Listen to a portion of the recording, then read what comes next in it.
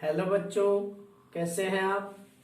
आज हम पढ़ेंगे निष्क्रिय गैस इस चैप्टर से जीनोन के यौगिक कंपाउंड्स ऑफ जीनोन। यद्यपि निष्क्रिय गैसें निष्क्रिय होती हैं, लेकिन कुछ विशेष परिस्थितियों में जीनोन ऑक्सीजन तथा फ्लोरीन के साथ यौगिक बना लेता है। ठीक है, तो उन्हीं के बारे में आज हम पढ़ेंगे। तो चलिए शुरू करते हैं। जीनोन के यौगिक। जीनोन मतलब XE। जीनोन कुछ विशेष परिस्थितियों में फ्लोरीन F तथा ऑक्सीजन के साथ कुछ यौगिक बना लेता है, जो इस प्रकार है। पहला पॉइंट बना लेते हैं इसमें हम। फर्स्ट पॉइंट, जीनोन और ऑक्सीजन के कंपाउंड, फ्लोरीन के। जीनोन और फ्लोरीन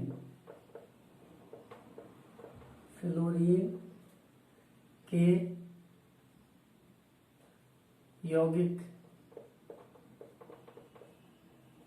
इनको कहेंगे इंग्लिश में जीनोन फ्लोराइड कंपाउंड्स।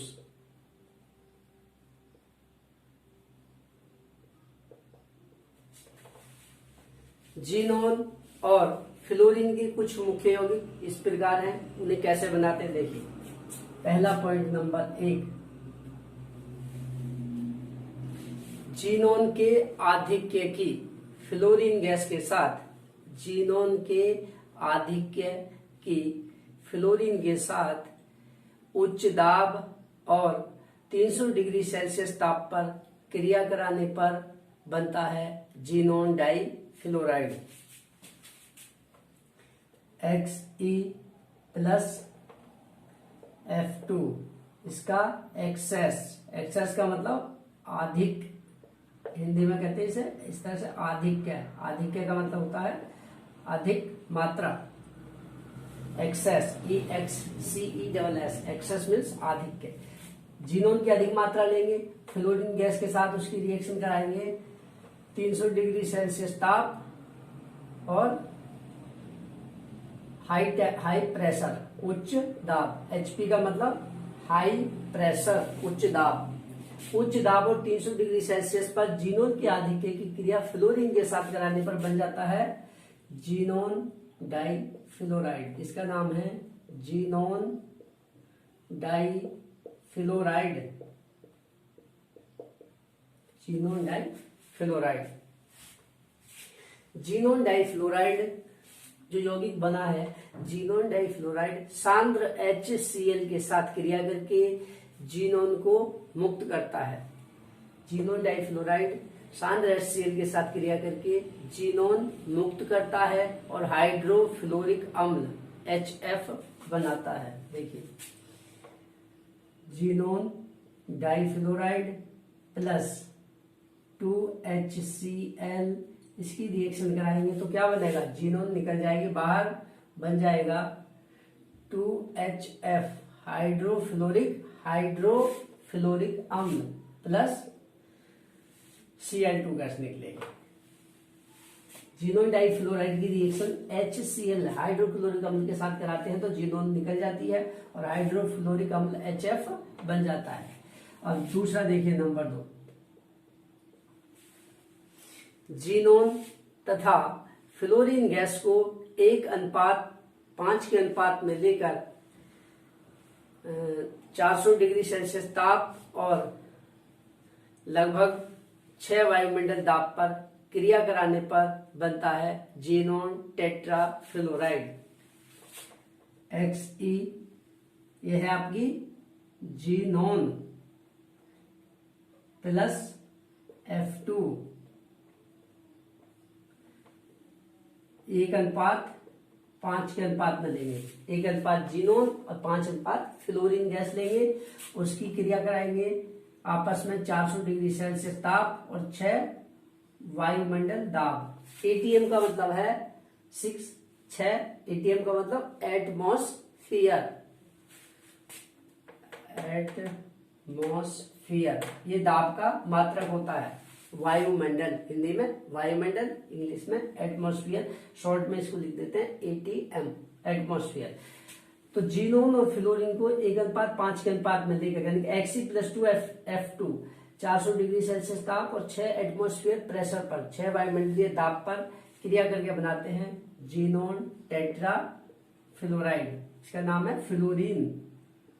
F2 क्या होती है? फ्लोरीन। यहाँ पे ये जीनोन है, फ्लोरीन, तो इसका नाम हो गया, हिंदी में लिखेगा xenon tetra, tetra means 4 fluoride, इसका नाम हो गया जीनोन टेट्रा फ्लोराइड। कहीं कहीं पे आपको क्या मिलेगा? फ्लोराइड, इस तरह से, वो भी ठीक है, कोई प्रॉब्लम नहीं। जीनोन टेट्रा फ्लोराइड बन जाता है इस तरह से। तीसरा कंपाउंड देखते हैं, तीसरी नंबर 3 जीनोन फ्लोरीन के आधिक्य के साथ, जीनोन फ्लोरीन गैस के आधिक्य के साथ 300 डिग्री सेल्सियस ताप और उच्च दाब पर क्रिया करके जीनोन हेक्साफ्लोराइड बनाता है। जीनोन प्लस 3F2, ये अब क्या है? ये जीनोन है, ये फ्लोरीन है। अब ये बात, इसको एक्सेस में, ज्यादा मात्रा में किसको लिया है? फ्लोरीन को। किस टेम्परेचर पर? 300 डिग्री ताप, 300 डिग्री सेल्सियस ताप और उच्च दाब पर। उच्च दाब और 300 डिग्री सेल्सियस ताप पर जीनोन की क्रिया फ्लोरीन के आधिक्य से कराने पर बनता है जीनोन हेक्साफ्लोराइड। हेक्सा मतलब 6, ये हो गया xenon hexafluoride.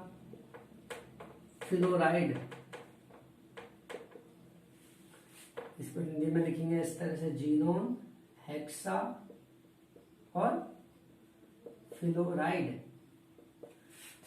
Xe+3F2 300 degree Celsius ताप, HP हाई प्रेशर, उच्च दाब, तो क्रिया करके बना देता है जीनोन हेक्साफ्लोराइड XeF6।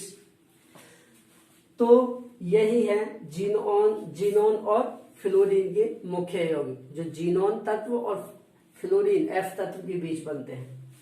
अब देखते हैं सेकंड कैटेगरी इनकी, दूसरी श्रेणी इनकी है जीनोन और ऑक्सीजन के यौगिक। जीनोन और ऑक्सीजन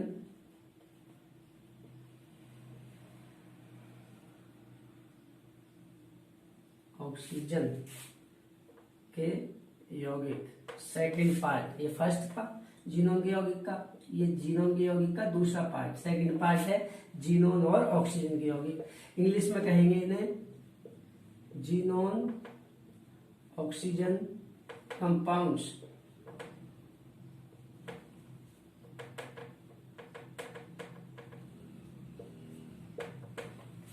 जीनोन और ऑक्सीजन के मुख्य यौगिक इस तरह से, इस प्रकार है। नंबर फर्स्ट,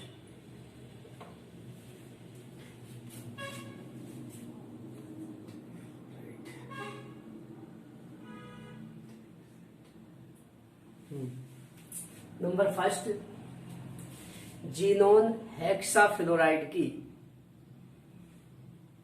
चलिए छोड़िए, पहला दूसरे बनाते हैं। जीनोन टेट्राफ्लोराइड, जीनोन टेट्राफ्लोराइड का आंशिक जल अपघटन करने पर जीनोन ऑक्सी डाइफ्लोराइड बनता है। देखिए, जीनोन टेट्राफ्लोराइड की क्रिया का आंशिक जल अपघटन, आंशिक का मतलब जल की कम मात्रा के साथ क्रिया कराएं। आंशिक जल अपघटन का मतलब जल की थोड़ी मात्रा के साथ क्रिया करा के अपघटन करें, इसका तोड़े इसे। तो आंशिक जल अपघटन कराते हैं तो बनता है यौगिक जीनोन ऑक्सी डाइफ्लोराइड, ऑक्सीजन बीच के साथ जुड़ गई, प्लस 2HF। इसका नाम है xenon tetrafluoride. Xenon tetra means 4 और फ्लोराइड, इसका नाम है जीनोन टेट्रा फ्लोराइड।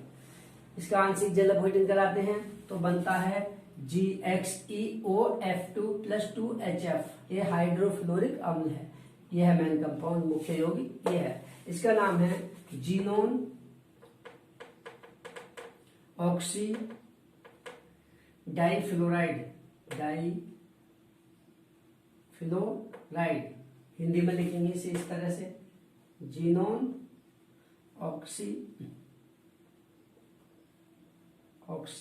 डाइफ्लोराइड, इस तरह से लिख देंगे इसको, हिंदी में ऐसे लिख देंगे, ठीक है। इसका नाम XeOF2 जीनोन ऑक्सी डाइफ्लोराइड बन जाता है जीनोन टेट्राफ्लोराइड का आंशिक जल अपघटन कराने पर। उसके बाद दूसरा कंपाउंड देखते हैं, जीनोन हेक्साफ्लोराइड। जीनोन हेक्साफ्लोराइड का आंशिक जल अपघटन कराने पर जीनोन डाइऑक्सी फ्लोराइड बनता है। XeF6 जीनोन हेक्साफ्लोराइड का आंशिक जल अपघटन कराने पर बनता है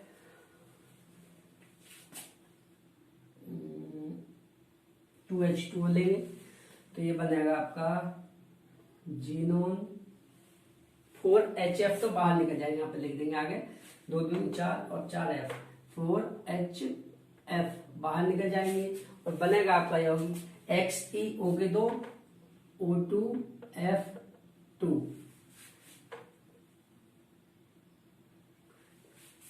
XeF6 जीनोन हेक्साफ्लोराइड, जीनोन जगह कम है, हेक्साफ्लोराइड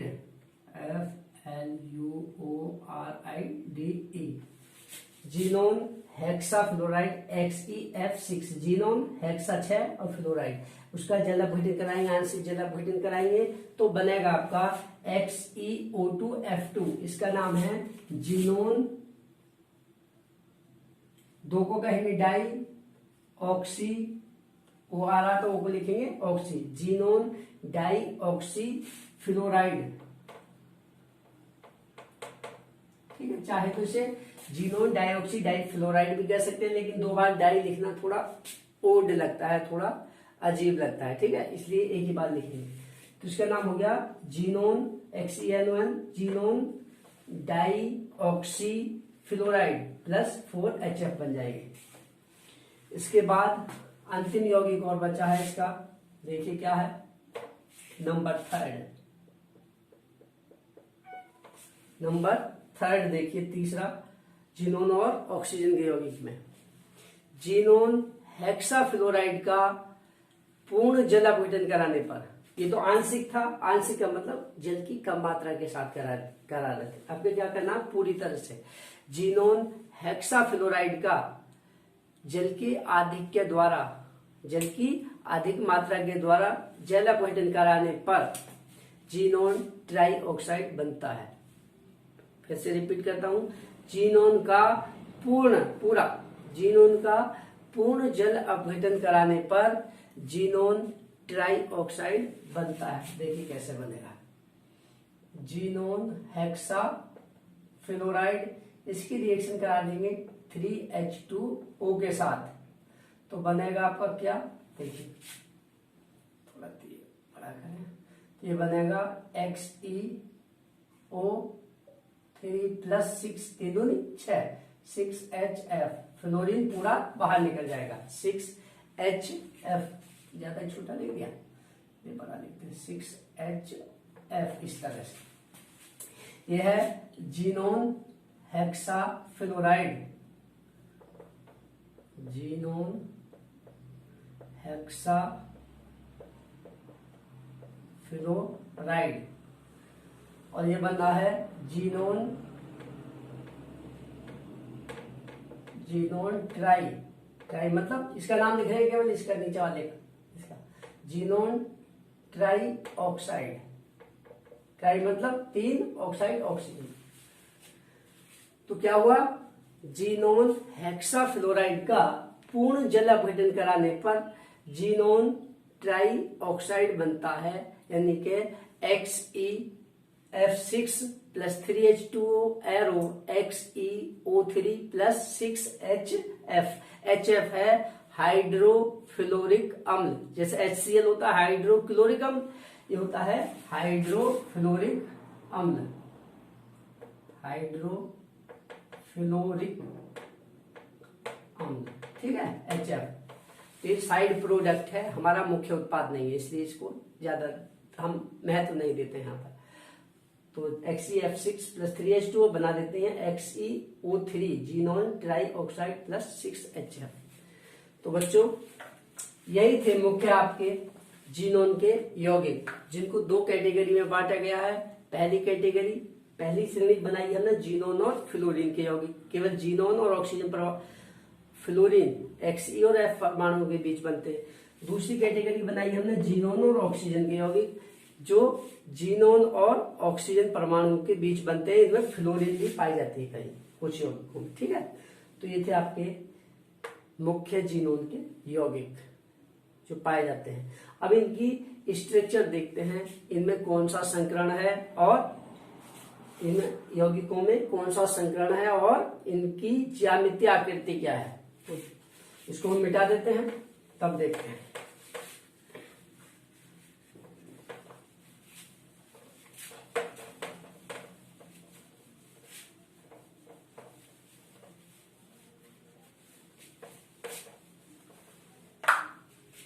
अब हेडिंग बनाते हैं हम जीनोन के यौगिकों की ज्यामितीय आकृति। जीनोन के यौगिकों की ज्यामितीय, मतलब वो देखने में किस शेप के लगते हैं, किस आकार के लगते हैं, ज्यामितीय आकार। तो सबसे पहला कंपाउंड है आपका जीनोन डाइफ्लोराइड। जीनोन डाइफ्लोराइड, इसमें संकरण होता है sp3 संकरण। जीनोन डाइफ्लोराइड में संकरण होता है sp3 संकरण होता है, और अणु का आकार होता है रेखीय, और अणु का आकार होता है, अणु का आकार होता है रेखीय, लीनियर। क्यों होता है रेखीय? वैसे तो sp3 संकरण का आकार होता है कैसा, ट्राइगोनल बाइपायरेमिडीय, त्रिकोणीय द्विपिरामिडीय। बताएंगे कैसा होता है, यहाँ पर इसकी शेप भी बनाएंगे। उससे पहले देखते हैं हम इसमें कैसे sp3 संकरण है। तो देखिए जीनोन का हम विन्यास करते हैं। जीनोन का होता है 54, ठीक है। 54 का विन्यास करते हैं तो ये हो जाता है 1s2 2s2 2p6 3s2 3p6 3d10, उसके बाद 4s2 4p6 4d10, उसके बाद 5s2 5p6। तो हम लेते हैं कि बाह्यतम कोश को, संकरण में हम बाह्यतम कोश को लेते हैं। तो होगा विन्यास। अब ले लेंगे हम, यहाँ पर बना ले रहे हैं 5s और 5p उपकोष को और 5d उपकोष को। 5वें कोष में d उपकोष भी पाया जाएगा, भले ही उसमें इलेक्ट्रॉन नहीं है, वो खाली है, रिक्त है, लेकिन उसको भी बनाएंगे। इन ग्राउंड स्टेट, स्टार्टिंग में आद्यावस्था में, इन ग्राउंड स्टेट आद्यावस्था में क्या होता है, इसमें 2 है, इसमें 6 है, देखिए। तो इसका ऑर्बिटल डायग्राम बना लेंगे। p में होते हैं 6 ऑर्बिटल्स और 3 ऑर्बिटल्स, और d में होते हैं 5 ऑर्बिटल्स। इस तरह से 1 2 3 4 और 5, इस तरह से। देखिए s में कितने इलेक्ट्रॉन है, 2, 1 2 6, p में 6, 1 2 3 4 5 और 1 6। ये तो है ग्राउंड स्टेट में, यानी कि शुरू में आद्यावस्था में। जैसे ही फ्लोरीन परमाणु, ये XeF2 है, जैसे ही फ्लोरीन परमाणु जीनोन परमाणु के पास आता है तो ये चला जाता है जीनोन एक्साइटेड स्टेट में, उत्तेजित अवस्था में, excited state. In excited state में क्या होगा, ये एक परमाणु एक इलेक्ट्रॉन यहां से जंप करके यहां पर चला जाएगा,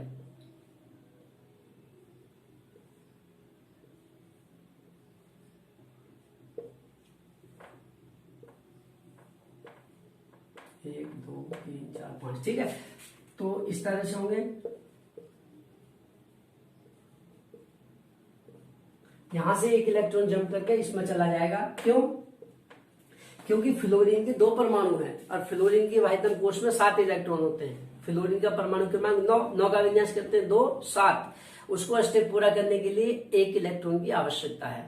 वाहितम कोष में फ्लोरीन में 7 है, तो दोनों को 1 की आवश्यकता है। तो इन दोनों अनपेयर्ड अयुग्मित इलेक्ट्रॉन के साथ वो साझा करेंगे XeF2। तो इसकी स्ट्रक्चर सेम बन जाएगी यहां पर इसी तरह से, 1 2 3, एक इसमें है और एक था इसमें, ठीक है। पहले ये थे एक्साइटेड स्टेट में, अब एक एक फ्लोरीन का इलेक्ट्रॉन दोनों परमाणु का इनके साथ साझा कर लेगा, तो उसके भी फ्लोरीन की वेस्टर्न पूरा हो जाएगा। एक इसमें आ गया, एक इसमें आ गया, लेकिन संकरण हम देखेंगे यहां से स्टार्ट करके। तो ये हो जाएगा sp3d संकरण, sp3d संकरण। और sp3d संकरण का जो सामान्य आकार होता है वो होता है त्रिकोणीय द्विपिरामिडीय, इस तरह का। देखिए एक त्रिभुज, यहाँ पर कोई केंद्रीय परमाणु होगा, उसके साथ एक इधर को जुड़ता है, एक इधर को जुड़ता है, ऐसे, ठीक है। इस तरह से जुड़ता है द्विपिरामिड। इस तरह से यदि इसको मिला दें तो एक पिरामिड ये बन गया ऊपर, देखिए यहां से एक पिरामिड नीचे बन जाएगा। तो इस शेप को कहते हैं त्रिकोणीय द्विपिरामिडीय, जो कि sp3d संकरण का मूल आकार है। लेकिन आपने वेस्पर थ्योरी पढ़ी है कक्षा 11 में, वेस्पर थ्योरी यानी कि संयोजी कोष इलेक्ट्रॉन युग्म प्रतिकर्षण सिद्धांत। उस सिद्धांत के अनुसार क्या होता है, एकांकी इलेक्ट्रॉन युग्म बंद कोण को घटा देते हैं और अणु के आकार को बदल देते हैं। तो देखिए इसमें एकांकी इलेक्ट्रॉन युग्म है जीनोन में एक, एकांकी का मतलब केंद्रीय परमाणु के अकेले के इलेक्ट्रॉन, जो जोड़े होते हैं अकेले के बिना साझे वाले, उन्हें एकांकी इलेक्ट्रॉन युग्म कहते हैं। 1 2 3, 3 जोड़े हैं, यानी कि 3 एकांकी इलेक्ट्रॉन युग्म, युग्म मतलब जोड़े हैं। जीनोन डाइफ्लोराइड में केंद्रीय परमाणु के पास 3 एकांकी इलेक्ट्रॉन युग्म है, जिसके कारण अणु का आकार विकृत होकर रेखीय हो जाता है जीनोन डाइफ्लोराइड में। तो देखिए शेप इसकी कैसे होगी, Xe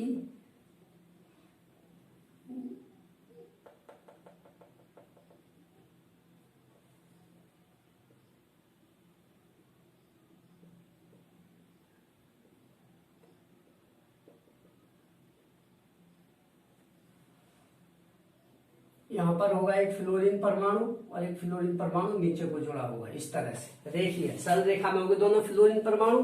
और इन कोनों पे क्या है, एकांकी इलेक्ट्रॉन युग्म फ्लोरीन के, इनको दिखा देंगे हम इस तरह से इस ऑर्बिटल डायग्राम से, ठीक है। इस तरह की शेप होगी ये,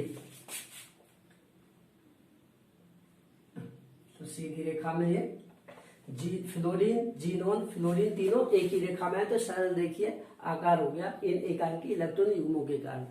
अगला देखते हैं दूसरा क्या है, जीनोन टेट्राफ्लोराइड XeF2। तो सेम इसी तरह से क्या होगा, XeF2 में F के 4 परमाणु वाले हैं, F4 XeF4। जीनोन टेट्राफ्लोराइड में फ्लोरीन के 4 परमाणु हैं, चारों को एक एक की आवश्यकता है। तो उसी स्थिति में क्या होगा, एक यहां से जंप करके यहां पहुंचेगा, एक यहां से जंप करके यहां पर पहुंच जाएगा ये। तो इस तरह से 4 अयुग्मित इलेक्ट्रॉन हो जाएंगे जीनोन टेट्राफ्लोराइड के केस में।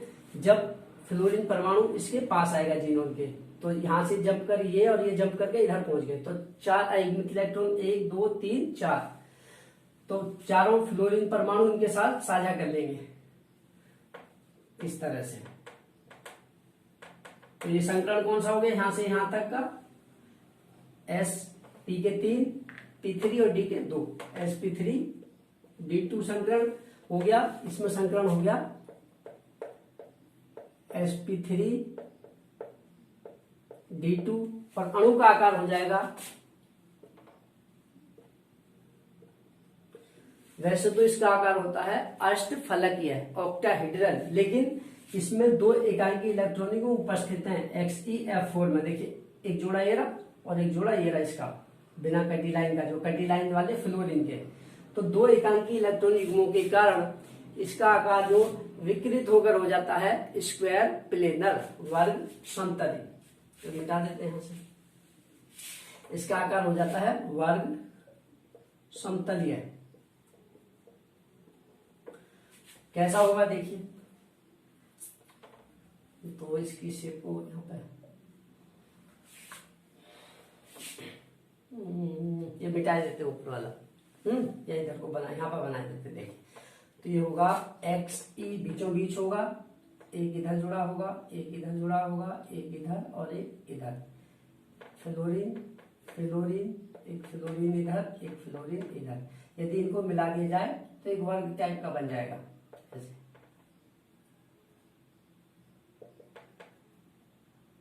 इस तरह की शेप है। एक एकांकी इलेक्ट्रॉन युग्म इसमें इधर है, एक एकांकी इलेक्ट्रॉन युग्म इसमें इधर है। अष्टफलकीय शेप क्या हो गई, विकृत हो गई।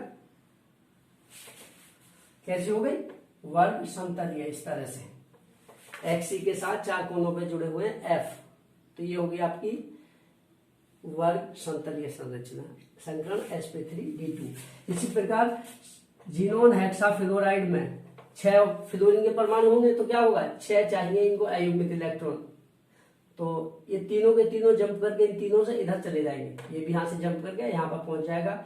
कुल मिलाकर अयुग्मित इलेक्ट्रॉन हो जाएंगे 1 2 3 4 5 6 अयुग्मित इलेक्ट्रॉन हो जाएंगे, जिनके साथ फ्लोरीन साझा कर लेगा इस तरह से, और संकरण हो जाएगा यहां से यहां तक। एक S, 3 के P के 3 और 3 D के sp3d संकरण।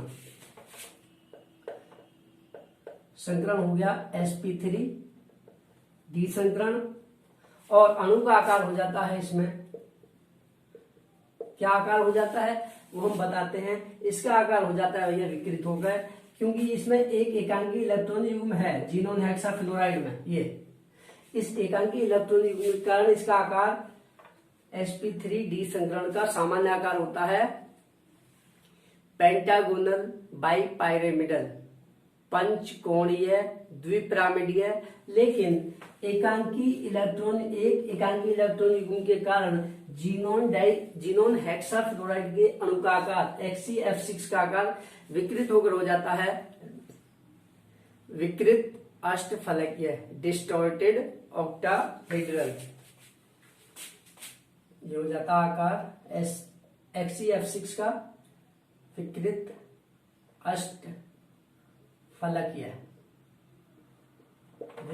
अष्टफलकीय, यानी कि डिस्टॉर्टेड ऑक्टाहेड्रल। देखिए कैसा होगा, ये मिटा देते हैं आपको, सीधे हम बताते हैं इसकी स्ट्रक्चर बना के कैसी होगी। देखिए विकृत अष्टफलकीय कैसे होगा, नॉर्मल स्थितियों में sp3d संकरण का आकार होता है इस तरह का। देखिए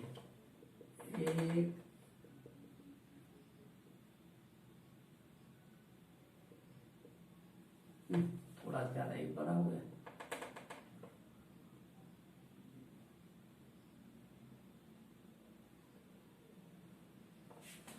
यहाँ पे बीच में होगा XE, एक होता इधर को जुड़ा हुआ यहाँ पर और एक होता इधर को जुड़ा हुआ।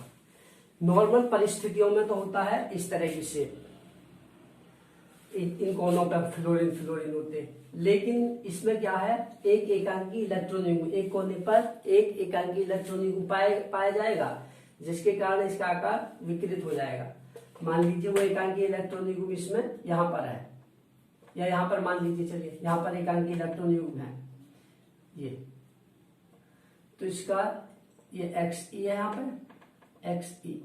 तो एक फ्लोरीन इधर जुड़ा है, एक फ्लोरीन यहाँ पर जुड़ा है, एक फ्लोरीन इधर जुड़ा है और एक फ्लोरीन इधर जुड़ा है F, और एक फ्लोरीन F और एक फ्लोरीन F इधर, ठीक है। तो ये हो गई विकृत अष्टफलकीय। कैसे? देखिए, यदि इन सिरों को मिला दिया जाए, अष्टफलक की शेप होती है ऐसी, ध्यान से देखिए, अष्टफलक की जो शेप होती है वो इस तरह की होती है।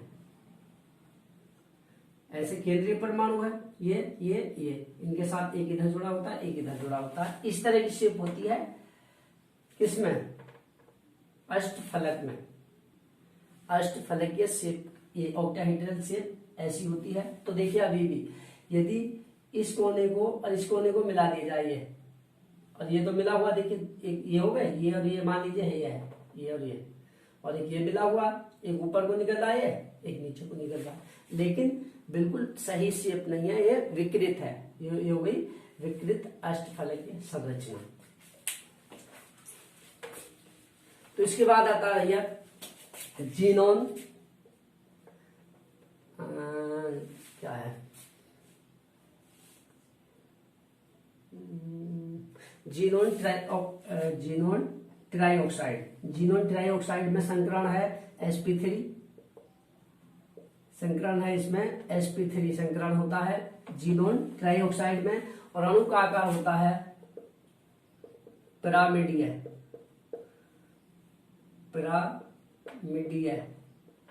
ये इसका आकार था, इस जीनोन हेक्साफ्लोराइड का E3XeF6 का आकार है ये वाला। इसकी शेप है पिरामिडीय, पायरामिडल। देखिए पिरामिडीय क्यों होती है? वैसे तो होती है टेट्राहेड्रल शेप, sp3 संकरण की चतुष्फलकीय, लेकिन इसमें होती है पिरामिडीय क्योंकि इसमें एक एकांकी इलेक्ट्रॉन युग्म पाया जाता है। तो इसकी शेप हो जाएगी, देखिए किस तरह की, यहां पर बनाए, X बीचों बीच होगा, एक इधर को होगा, एक इधर को होगा, एक होगा इधर को।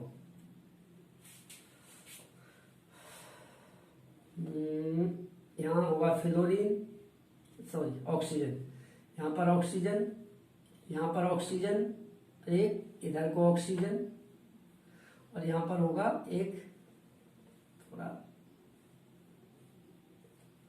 एकांकी इलेक्ट्रॉन युग्म। इस एकांकी इलेक्ट्रॉन युग्म के कारण ये पिरामिड जैसी शेप हो गई। कैसे? देखिए इन सिरों को मिला दिया जाए तो पिरामिड, जैसे उल्टा पिरामिड हो, पिरामिड ऐसे होता है, इसको यदि उलट दिया जाए तो ऐसे हो जाएगा, उल्टा पिरामिड हो, तो ये शेप हो गई पिरामिडीय, एक एकांकी इलेक्ट्रॉन युग्म की उपस्थिति के कारण जीनोन ट्राइऑक्साइड की शेप। अब आता है xenon oxy difluoride. Xenon oxy difluoride की शेप देखते हैं। इसमें होता है संकरण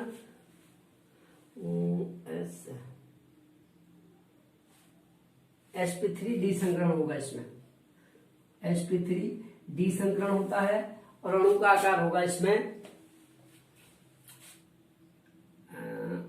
XE।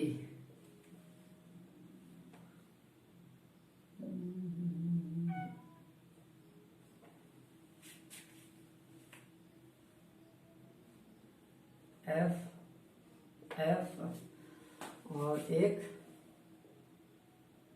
Double bond O। इसमें भी एकांकी इलेक्ट्रॉन युग्म पाया जाएगा एक,